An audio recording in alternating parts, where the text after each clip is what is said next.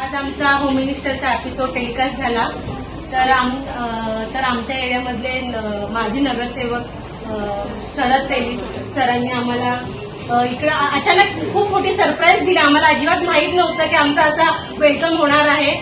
त्यांनी आम्हाला खूप छान सरप्राईज दिली आणि त्यांच्याकडनंही आम्हाला गिफ्ट मिळालंय. त्याच्यासाठी सरांचं आणि मॅडमचं खूप खूप धन्यवाद. अचानक आम्हाला इतका आनंदाचा धक्का मिळाला, खूप छान होता. खरंच थँक्यू. फिलिंग आम्हाला होम मिनिस्टरच्या इथं स्टेजवर गेल्यानंतर आली की आता इथं